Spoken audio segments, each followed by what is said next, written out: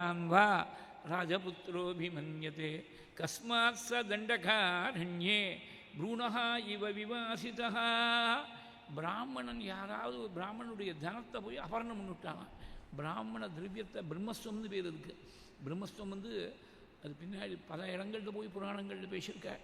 காலக்கூட விஷத்தை விட மோசம்னு விட்டாள்.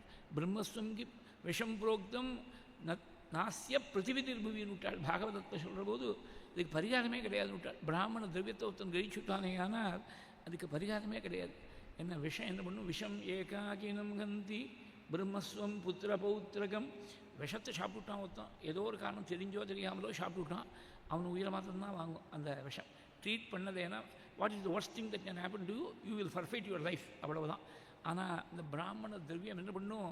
பின்னாடி வரக்கூடிய தலைமுறைகள் எல்லாரையும் அழிச்சிடுமா. அது புத்தன் பௌத்தன் வித்தியாசம் பார்க்காமல் 21 தலைமுறை அழிச்சிடும் விட்டாள். பாகவதத்தில் சொல்கிற போது அது 21 தலைமுறை, முன்னாடி 10 தலைமுறை, பின்னாடி 10 தலைமுறை, இவனையும் சேர்த்து 21 தலைமுறை. தெரிஞ்சு ஒருத்தன் பிராமண திரவியத்தை கிரகிச்சு விட்டான். தெரியாமல் கிரகிச்சா 3 தலைமுறை. இவன் அப்பா இவன் பிள்ளை இவனையும் சேர்த்து 3 தலைமுறையை தெரிஞ்சு கிரகிச்சா 21 தலைமுறை, தெரியாமல் கிரகிச்சா 3 தலைமுறையை அழிச்சிடுவது. தசபூர்வான் தசாபரான் பிரசக்கியத்து பலாத்புக்தம் தசபூர்வான் தசாபரான். அதனால் பிராமண திரவியம் தவறி போய் கூட வரப்படாது. மகாபாரதத்தில் ராஜசூயம் பண்ணார் தர்மபுத்திரர். ராஜாக்களுக்கு விதிக்கப்பட்ட ஒரு யாகம், ரொம்ப சிறந்த யாகம் ராஜசூயம். அதை விட வசதியான யாகம் கிடையாது.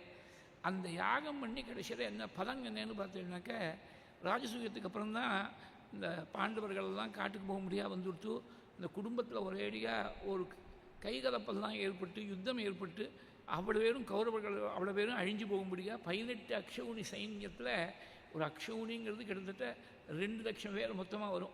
மிருகங்கள்லாம் பார்த்தீங்கன்னாக்கா ஒரு 20,000 யானை, 20,000 தேர்ப்பட, 60,000 குதிரைப்படை, 1,00,000 கால்படை எல்லாமே சேர்த்தா கிட்டத்தட்ட 2 லட்சம் வரும். அந்த மாதிரி 18 அக்ஷௌணிகள் இருந்த சைன்யத்தில் 10 பேர் மாத்திரம்தான் மிச்சம் 18 நாள் யுத்தத்துக்கு அப்புறம்.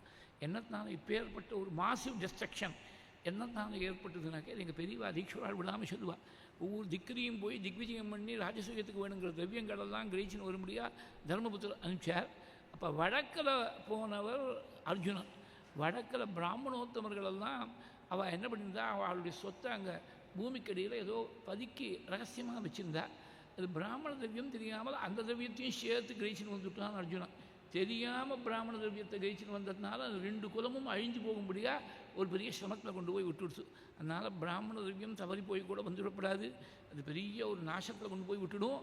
அந்த மாதிரி பிராமண திரவியத்தை ஏதாவது ராமன் கிரகிச்சுட்டானா, கச்சின்ன பிராமணதனம் கிருத்தம் ராமேண கஸ்யசித் கச்சின்னாட்யோ தரித்ரோ வா தேனா பாபோ விகிம்சிதா.